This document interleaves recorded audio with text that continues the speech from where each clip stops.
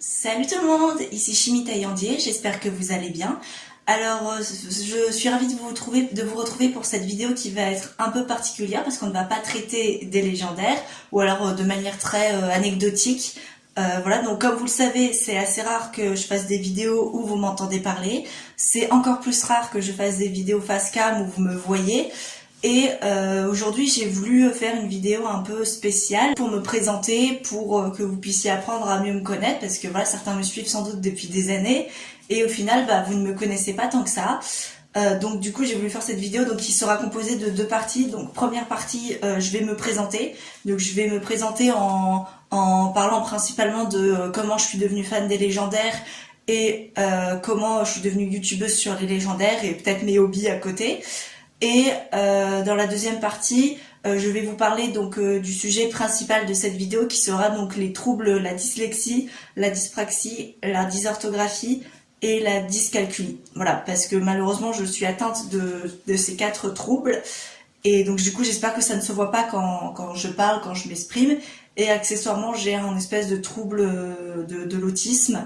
Voilà, j'ai un peu honte d'en parler, c'est vrai que c'est un truc que j'assume pas, mais je me suis dit que c'était que même si aujourd'hui la dyslexie, la dyspraxie, tout ça c'est mieux géré de nos jours, je me suis dit que ça pouvait être toujours sympa que moi je m'exprime là-dessus et que je vous donne mes définitions de chacun de ces troubles et que je vous propose des solutions et surtout pour les parents, voilà, parce que je pense que ça peut être important que des parents cherchent des solutions et qu'on leur donne des pistes pour voilà, pour aider leurs enfants s'ils sont atteints de ces troubles. Donc voilà, donc je m'appelle Lisa Marie Taillandier, donc actuellement j'ai 24 ans. Je suis née en France mais j'ai passé la grande majorité de ma vie sur l'île de la Réunion. J'ai commencé à devenir fan des légendaires à l'âge de 11 ans, donc j'ai trouvé le tome 7 par hasard, voilà, dans une bibliothèque. Donc j'ai été fascinée tout de suite par la couverture. Le tome 7, moi c'est la couverture du tome 7, c'est ma couverture préférée, ou du moins peut-être l'une de mes couvertures préférées. Donc voilà, c'est vraiment un tome qui m'a marqué et j'ai adoré donc lire l'histoire, même si je ne comprenais pas grand chose puisque ce n'était pas le tome 1, c'était le tome 7 quoi. Et du coup très vite je me suis dit j'aimerais vraiment faire la collection, sauf que j'ai pas commencé à acheter les BD. En fait j'ai commencé sous forme de les romans, parce que je sais pas si vous savez mais il y a également des adaptations romans des légendaires. Et en fait comme il y a certains membres de ma famille qui m'avaient acheté les légendaires version roman, du coup j'ai commencé à faire la collection sous forme roman. Puis au bout d'un moment je me suis dit non, je vais acheter les BD parce que voilà, je trouve que les BD c'est quand même mieux. Donc très vite j'ai commencé à faire la collection et donc actuellement j'ai tous les tomes présents à ce jour. J'ai décidé d'être youtubeuse alors assez tôt. Alors j'ai commencé à 16 ans mais l'idée a germé bien plus tôt parce que j'adore regarder vous savez, les AMV comme j'en fais sur ma chaîne. Voilà, il y avait beaucoup d'AMV à l'époque sur les couples Chimie Grieve, Danaël, Jadina et Ténébris Razia. Et voilà, j'étais vraiment fascinée de voir ces images qui étaient animées avec de la musique. Et je me suis dit mais j'aimerais vraiment faire ça. Et donc du coup j'ai commencé YouTube à l'âge de 16 ans. Donc au départ je faisais des AMV normaux, enfin des AMV basiques, c'est-à-dire que je prenais, parce que vraiment faut se dire qu'à ce moment-là j'utilisais pas les mêmes matériaux qu'aujourd'hui, donc j'avais que mon téléphone. Et ce que je faisais c'est que j'avais installé Filmora sur mon téléphone et je prenais donc des photos directement des albums que j'avais achetés et je faisais donc des AMV en allant sur le logiciel Filmora, puis je mettais des effets, de la musique, etc. Et j'avais commencé à avoir du succès. Sauf que même si tout allait bien, au bout de 2 ans, ma chaîne a été supprimée, mais c'est entièrement ma faute. Hein. Parce que ce qu'il faut savoir, c'est que je faisais n'importe quoi. Genre au départ, je voulais faire que sur les légendaires, et en fait, au final, je faisais sur les jeux vidéo, je faisais sur d'autres univers, etc. Et en fait, ma chaîne, c'était devenu du grand n'importe quoi. Donc du coup, je me suis reçu vite 3 strikes parce que je respectais pas certaines règles. Mais j'ai quand même décidé de recommencer et en fait j'ai fait quasiment uniquement que j'ai fait principalement sur les légendaires, mais sur d'autres animés aussi, mais cette fois c'était, je faisais plus attention aux droits d'auteur, à faire en sorte que mes vidéos soient monétisables, etc. Et voilà, à ce moment-là j'avais appris donc à utiliser mon ordinateur pour faire des montages. Donc actuellement, j'utilise quasiment que mon ordinateur, voilà, pour faire mes montages sur Filmora, qui est un logiciel vraiment que je trouve génial, hein, et très très puissant. Un jour, j'ai eu assez pour monétiser, et malheureusement, en fait, on m'a refusé la monétisation, voilà, en disant que je ne respectais pas certaines règles, alors que j'avais fait en sorte, au contraire, que toutes mes vidéos soit monétisable. Voilà, donc j'étais frustrée parce que tous les mois j'essayais de faire le tri sur ma chaîne, j'essayais de comprendre. J'ai même contacté des, je sais pas si vous savez, les opérateurs YouTube, c'est des gens qu'on peut contacter en distanciel, et je leur ai parlé de mon problème, et même eux ils étaient incapables de me dire pourquoi on me refusait la monétisation. Donc du coup ça m'a tellement frustrée que j'ai décidé de recommencer. Donc du coup ça fait 3 ans que j'ai recommencé pour la deuxième fois, pour la troisième fois même. Et donc du coup, voilà, j'espère qu'un jour je pourrai monétiser. De toute façon, je pense que oui, hein, parce que je publie assez régulièrement et je suis toujours aussi passionnée par YouTube. Mes hobbies à côté, alors je suis, alors au cas où ça vous intéresse, donc je suis, ça fait 8 ans que je suis sur le site des légendaires. Donc je mettrai en description si ça vous intéresse. Donc mon compte c'est Rosa974. Donc je mettrai en description si ça vous intéresse, donc mon nom d'utilisatrice sur le site des légendaires. J'ai également commencé à 16 ans à écrire sur Wattpad. C'est une application, une plateforme pour les jeunes auteurs, et j'ai été publiée à ce jour, j'ai été publiée 2 fois. Donc pareil, si vous êtes intéressé, si vous connaissez Wattpad, je vous mets en description mon nom d'utilisatrice sur Wattpad. Et actuellement, je suis également sur Nocteller, qui est un autre site d'écrivain. Voilà, j'y suis depuis pas très longtemps, mais c'est vrai que c'est assez intéressant, donc je vous mettrai également si ça vous intéresse. Voilà, du coup, je suis passionnée également par tout ce qui est écriture, création, et actuellement, je suis en formation dans l'acting, parce que je voudrais éventuellement devenir comédienne. Donc c'est un rêve que j'ai depuis que je suis toute petite. Donc voilà, moi je suis passionnée par tout ce qui est également alors être scénariste, parce que scénariste, écriture et voilà, acting aussi. Voilà, ce sont les 3 domaines qui m'intéressent beaucoup. Et donc voilà. Donc j'ai fini la première partie. Encore une fois, je vous mettrai tous mes pseudos, tous mes trucs dans la description pour ceux que ça intéresse. Et maintenant, je voudrais donc passer donc à l'autre partie de ma vidéo qui est celle qui me tient particulièrement à cœur. Donc, vous parlez donc de mes troubles. Alors, je vais vous donner les définitions et vous donner des anecdotes et vous expliquer un peu les solutions qu'on peut y apporter. Alors déjà, la dyspraxie. Alors la dyspraxie, c'est tout ce qui touche à la manipulation. Par exemple, faire des tâches complexes, par exemple, mais même des trucs du quotidien, par exemple, même moi aujourd'hui, par exemple, mettre ma clé dans la serrure de ma porte, par exemple, des fois, j'ai la main qui tremble, des fois, ça peut être un peu compliqué. Voilà, quand on est petit, les choses du quotidien que normalement tout le monde arrive à faire sans problème, ça peut être vraiment très difficile. Par exemple, faire les lacets, ça, je me rappelle, faire les lacets, c'était vraiment galère, à tel point que ma mère, elle m'a donné donc des sandales avec les scraps. Voilà, il y a également mettre les vêtements. Donc très souvent je mettais mes vêtements sans devant derrière, et du coup ça exaspérait évidemment ma maman. Et en fait par exemple, je me rappelle que la solution qu'elle a trouvée quand j'avais sortie scolaire avec ma classe, par exemple une fois je me rappelle on était allé se baigner, et en gros pour me changer, parce que j'avais pris des vêtements de rechange, elle avait pris donc mes survêtements par exemple, donc mes culottes, et en fait par exemple elle les mettait sur un carton de manière à ce que ça reste à l'endroit, un peu comme un cintre, et du coup j'avais juste à le prendre et à l'enfiler. Qu'est-ce qu'il y a d'autre? Ah oui, et moi personnellement c'est le cartable. Je sais pas pour vous, mais moi à l'école primaire, je me rappelle, je vais mettre notre sac à dos sur le dossier de notre chaise, et moi je galérais. En gros j'arrivais plus ou moins à le poser, mais par contre quand il fallait l'enlever, je pouvais pas. Voilà, aujourd'hui pour moi c'est un jeu d'enfant, pour moi c'est hyper simple de mettre un sac sur un dossier, et de l'enlever, voilà. Mais à l'époque, contrairement à mes camarades de classe qui arrivaient sans problème, moi je n'y arrivais juste pas. Voilà, j'y arrivais pas, et du coup j'étais tout le temps obligée de me faire aider. Il y a également l'organisation, par exemple, toujours à l'école primaire, on avait sous nos tables, on avait des espèces de casiers où on pouvait ranger donc nos cahiers, nos feuilles, etc. Et moi c'était tout le temps c'était tout le temps en désordre, en bordel. Et en fait le problème c'est que assez souvent donc il y avait les affaires qui s'accumulaient en fait et qui tombaient de l'autre côté. C'est un truc c'est un truc qui m'a vraiment porté préjudice à cette époque. Très souvent il y avait des affaires qui tombaient de l'autre côté. Et du coup, par exemple, je me souviens que très souvent, à la fin de certains cours, j'étais obligée de prendre le temps de tout ramasser, de tout remettre dans mon casier. Et voilà, j'avais mes profs, mes deux profs CP et CE1 en fait qui comprenaient pas pourquoi j'étais comme ça en fait. Et j'avais même malheureusement un camarade de classe que j'ai eu plusieurs années qui était tout le temps assis à côté de moi, qui était pas forcément toujours très sympathique. Et comme il savait que je souffrais de ça, du fait que les choses tombaient de l'autre côté, bah en fait très souvent quand je ne regardais pas mon casier, il s'amusait à pousser mes affaires parce qu'il voulait que ça tombe de l'autre côté. La prof de CP, je me rappelle une fois, elle est allée voir ma mère et elle m'a demandé mais c'est quoi le problème de votre fille, parce qu'elle m'a pas l'air stupide et tout, et même ma mère elle comprenait pas. Et la solution ça a été donc l'année suivante en CE1, bah elle a vu en fait un espace de journal qui parlait de la dyspraxie. Et elle s'est dit mais c'est exactement ce qui correspond à ma fille, et voilà, on a pu mettre des mots sur ce qui m'arrivait. Donc ça voulait pas dire que j'étais mauvaise élève, ça voulait juste dire que j'avais besoin de plus de temps que les autres. La dyspraxie, donc comme j'ai dit, c'est manipulation. Au lycée, par exemple, en physique chimie, je sais pas si vous en avez fait, mais utiliser des matériaux, par exemple mettre du liquide dans des bocaux, utiliser des pipettes, des petites fioles, des fois c'était assez compliqué pour moi. D'ailleurs, j'ai une autre anecdote, c'était quand j'étais au collège.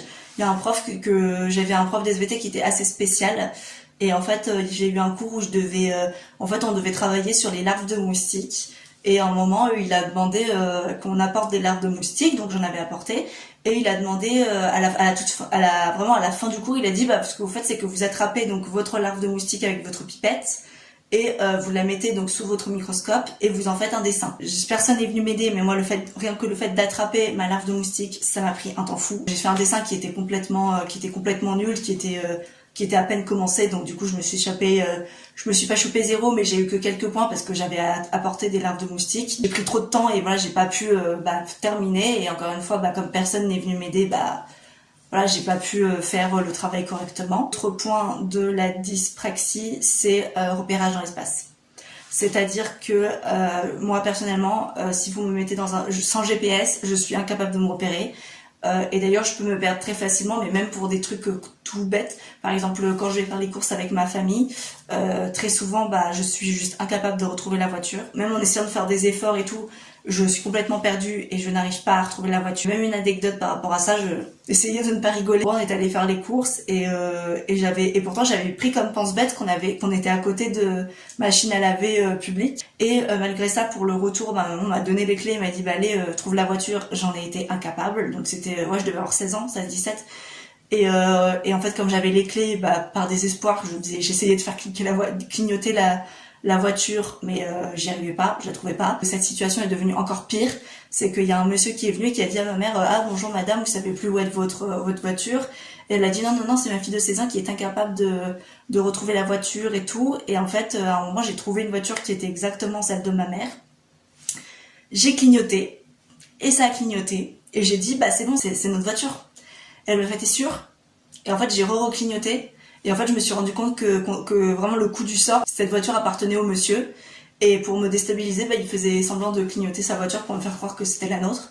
Donc bon, c'est vrai que sur le coup, ça pouvait être marrant, mais moi personnellement, je crois que ça m'a plutôt mise en colère qu'autre chose. Je l'ai pas montré, mais voilà, moi j'ai trouvé que c'était pas forcément sympa de sa part de faire ça. Encore une fois, c'est également un repérage dans l'espace. Voilà, sans GPS, moi je suis facilement perdue. Donc encore une fois, ça veut pas dire que la personne est mauvaise, qu'elle ne veut pas, qu'elle ne met pas de bonne volonté ou quoi. C'est juste qu'elle est plus lente, qu'elle a besoin de plus de temps, et qu'il y a certaines choses. C'est aussi ça le truc qui la fatigue beaucoup plus vite que des personnes qui n'ont pas ces troubles. Voilà. D'ailleurs, j'en ai parlé du dessin.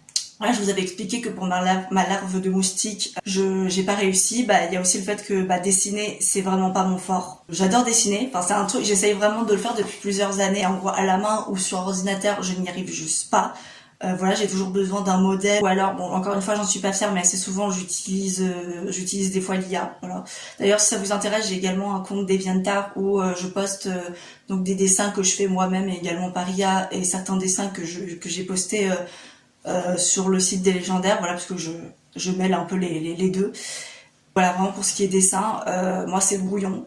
Même quand j'utilise un modèle et tout, ce que je fais, c'est vraiment brouillon. J'essaye vraiment d'y arriver, mais c'est quelque chose qui me bloque. Je sais pas comment dire autrement. Voilà, c'est quelque chose qui est très difficile pour moi de faire de faire un graphisme vraiment impeccable, de dessiner, de faire des formes parfaites. C'est assez difficile pour moi, et ça me prend beaucoup de temps, voilà, et d'énergie, encore une fois. Donc voilà, donc ça c'était pour ce qui est la dyspraxie. Maintenant on va passer à la dyslexie. La dyslexie ça n'a rien à voir avec le fait d'être illettré. Hein. La dyslexie c'est le fait que la personne sait lire, mais elle confond certaines lettres. Voilà, par exemple le B, le P, le D.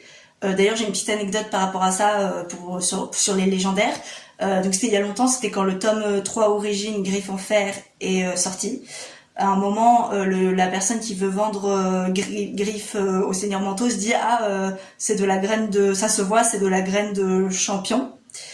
Et ben moi comme une idiote j'ai lu c'est de la graine de champignon. Et en plus il y avait mon frère à côté de moi qui était là et il s'est tourné vers moi, il a dit t'as lu de la graine de champignon, voilà, il s'est bien moqué de moi. En fait, ce qu'il faut vraiment prendre conscience, c'est que c'est ces troubles qui ne partiront pas avec le temps. Voilà. Donc même aujourd'hui, ça m'arrive encore quand je lis de faire des erreurs. Alors moins qu'avant parce que je m'entraîne plus. Aussi à l'école en tant qu'apprentie comédienne, voilà, des fois on doit faire du doublage, on doit lire des textes et donc du coup ça, j'essaye de lutter contre ma dyslexie, mais c'est vraiment un truc qui peut pas partir comme ça d'un jour à l'autre. Et aussi les chiffres, voilà.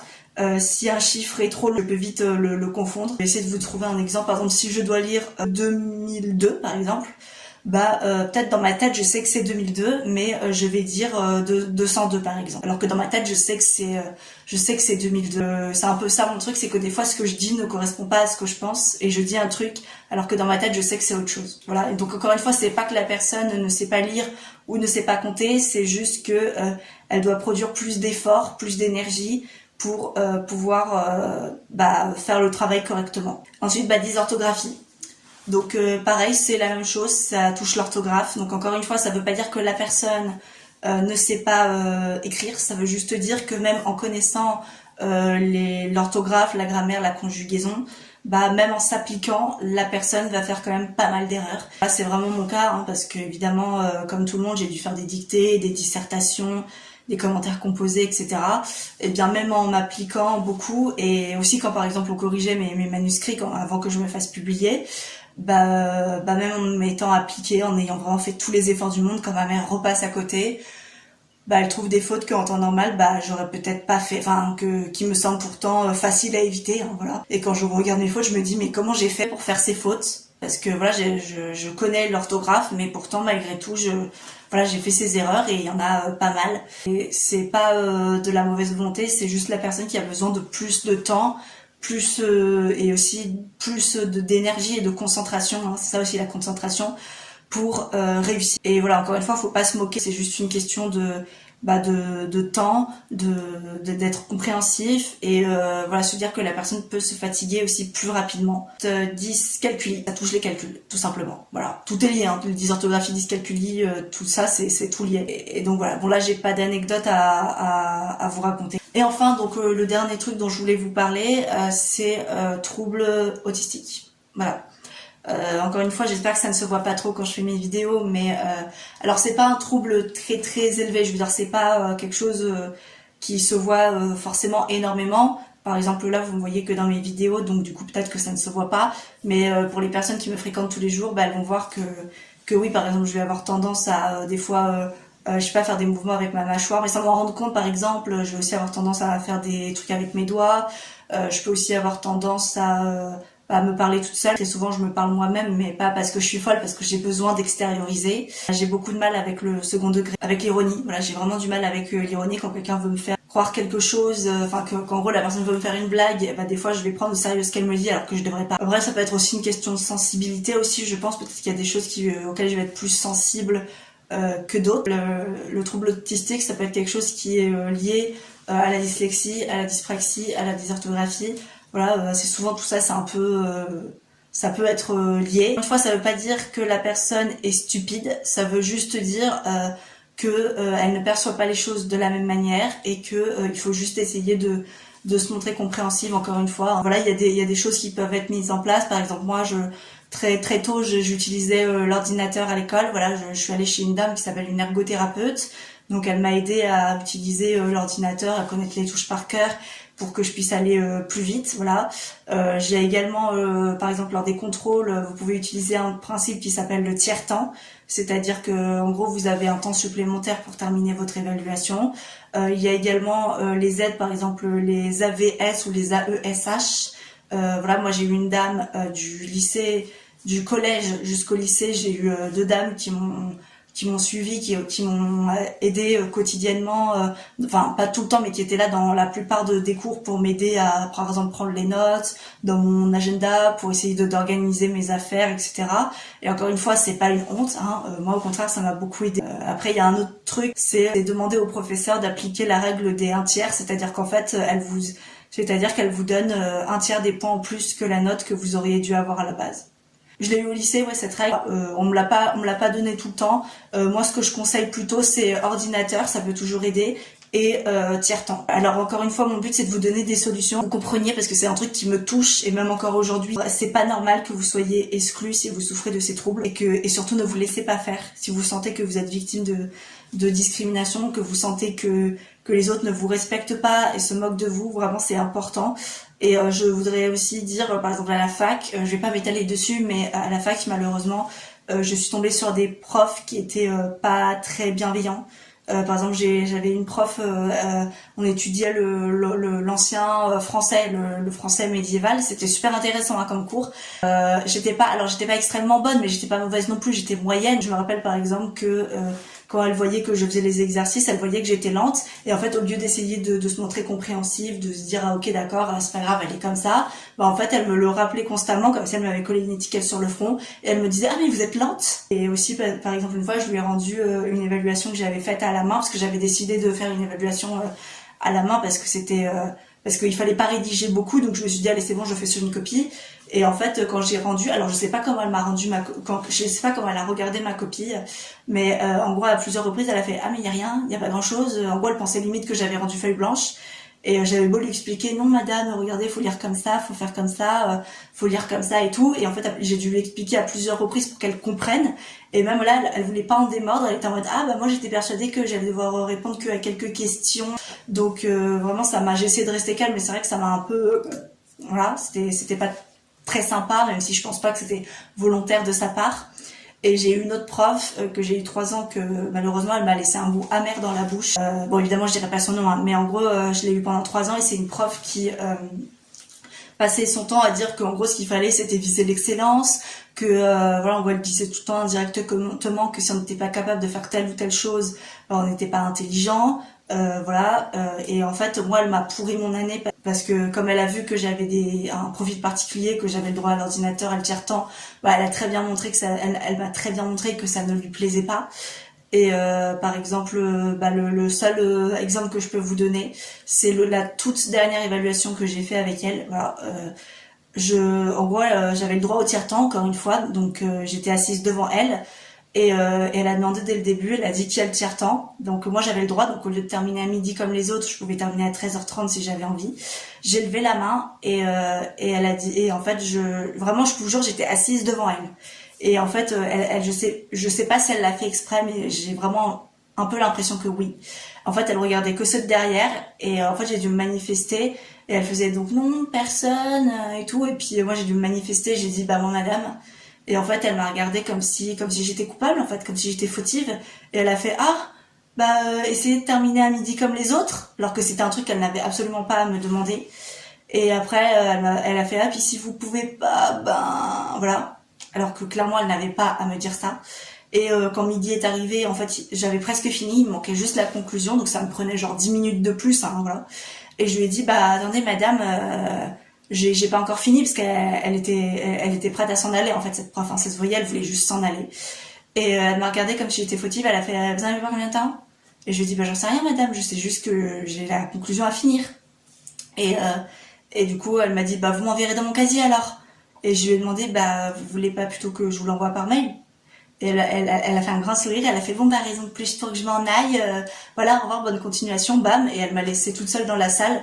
Et ça, en fait, c'est une erreur professionnelle. Un peu dommage que voilà, qu'elles peuvent se permettre de faire ça, alors que c'est clairement une faute professionnelle. En fait, elle n'avait pas à me faire ça.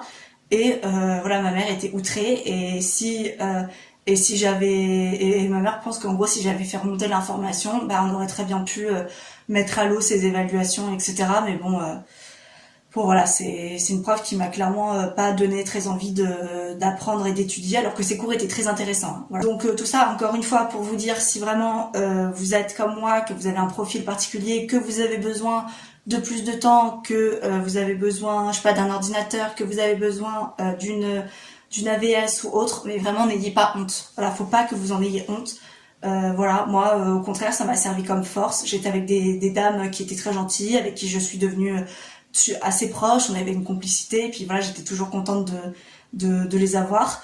Voilà, le tiers-temps, bah pareil, c'est votre droit. Voilà, vous n'avez pas à avoir honte d'avoir besoin de plus de temps que les autres. Et encore une fois, si vraiment vous sentez que à l'école ou peu importe, vous sentez que quelqu'un ne se montre pas respectueux à votre égard, vous demande de terminer en même temps que les autres, ne vous accorde presque pas votre tiers-temps ou ne vous surveille pas correctement, voilà, encore une fois, ce n'est pas normal. Je sais pas trop comment conclure cette vidéo. Dites-moi déjà dans les commentaires si vous êtes contente que j'ai fait cette vidéo ou pas. Voilà, si ça vous plaît, peut-être que j'en ferai d'autres pour que vous puissiez apprendre à mieux me connaître. Donc encore, comme j'ai dit au début de vidéo, je vais mettre mes liens de tous les des plateformes que j'utilise, comme ça si vous voulez, bah, on pourra peut-être apprendre à mieux se connaître. En attendant, moi je pense que je vais quand même principalement favoriser les légendaires sur cette plateforme. Voilà, je vais rarement faire des vidéos comme celle-ci, je pense que c'est assez exceptionnel. Écoutez, j'espère que cette vidéo vous aura plu. Si c'est le cas, encore une fois, n'hésitez pas à mettre des commentaires, tout ça. De mon côté, je vous fais de gros bisous et je vous dis à bientôt.